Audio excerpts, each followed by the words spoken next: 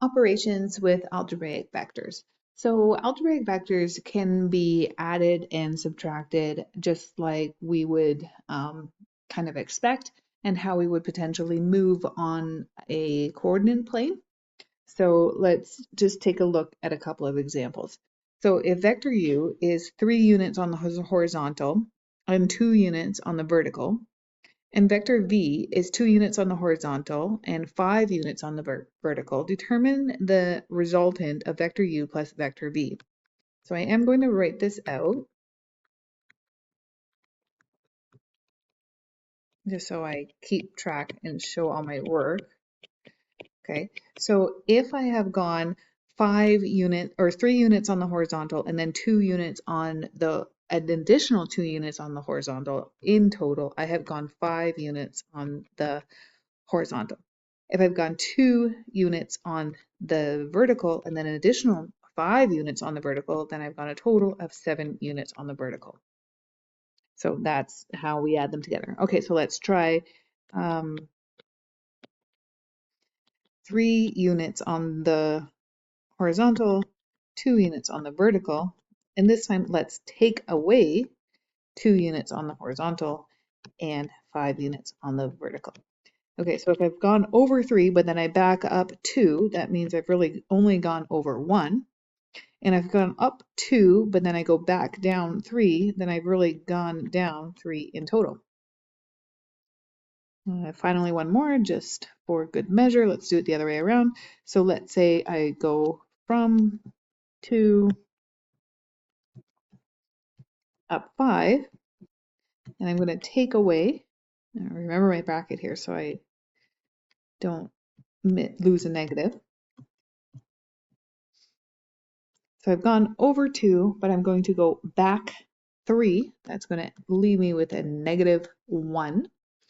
And I've gone up 5, but then I'm going to go down 2. That's going to leave me with a positive 3.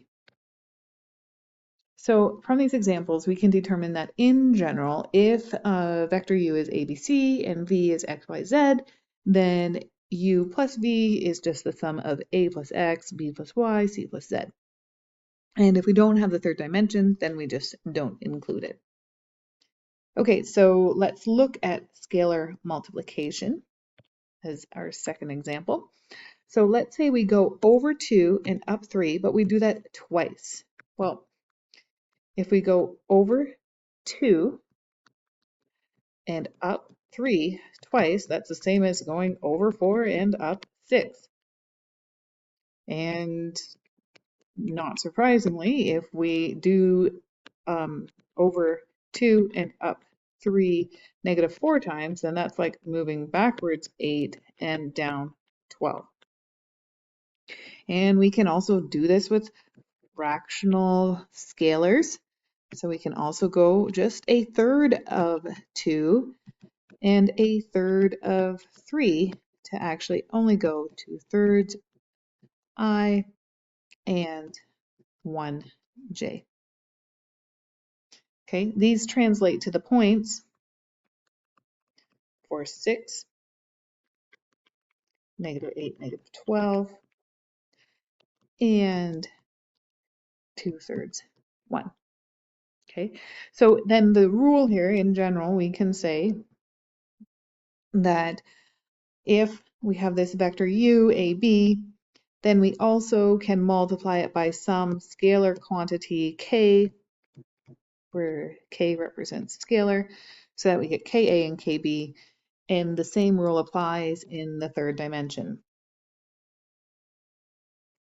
So let's look at some point-to-point vectors. So let's assume we have a, -1, 3, 1, 2, 3, so there's my a, and b, 4, 6, 1, 2, 3, 4, 1, 2, 3, 4, 5, 6, approximately there.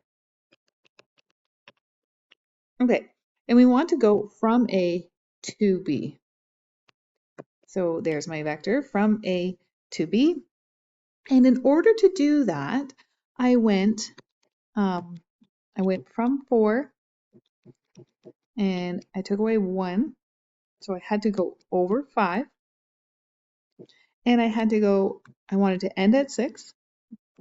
but I started at 3, so I had to go up 3 more. Let's look at going the opposite way. So let's say we go from B to A. Oops, kind of messy. So in order to do that, I want to end at 1, but I came from 4, so I had to go back 5. And I was at 6, but I had to go down 3. I wanted to, excuse me, erase that. I wanted to get to 3, but I was at 6, so I had to go down 3. So in general, this is an important rule to remember. If A is AB and B is XY, and I want to go to B, I'm going to put my destination in the first spot and then subtract where I've come from in the second spot, okay? And you'll see this pattern rule develop as we get some practice problems in, okay? So let's say we want to go from A to B.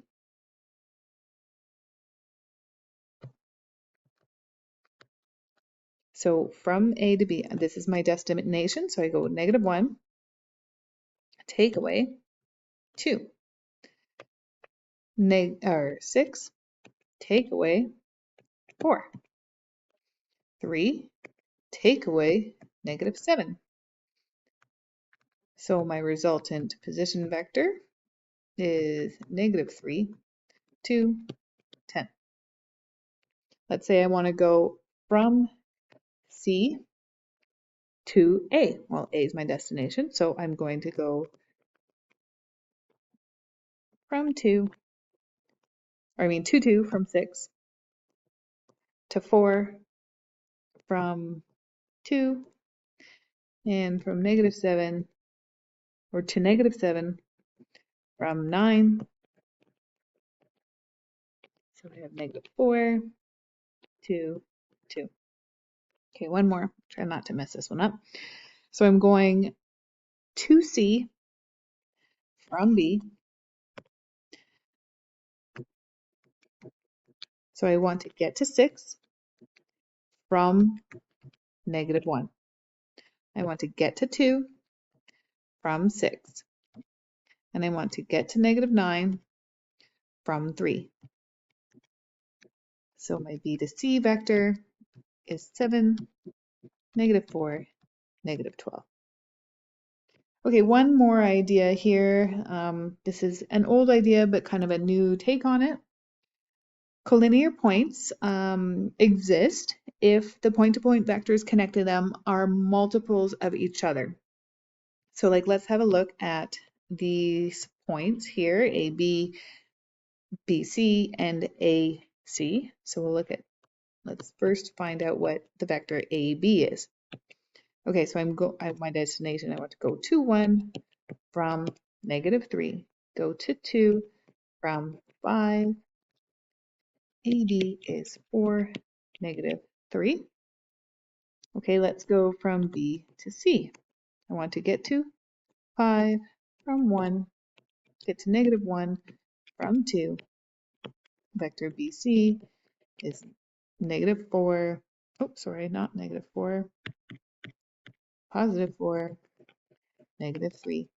And finally, I also want to go from A to C. So I want to get to 5 from -3, and I want to get to -1 from 5. So AC, 5 plus 3 is 8, and -6. Well, this doesn't match, but I know now that I can have a scalar multiple represent my vector. So if I divide this by 2, then I see that actually this is true. Points A, B, and C are collinear. Okay. And we can also talk about how two vectors, so two resulting vectors, are parallel if they are scalar multiples of each other as well.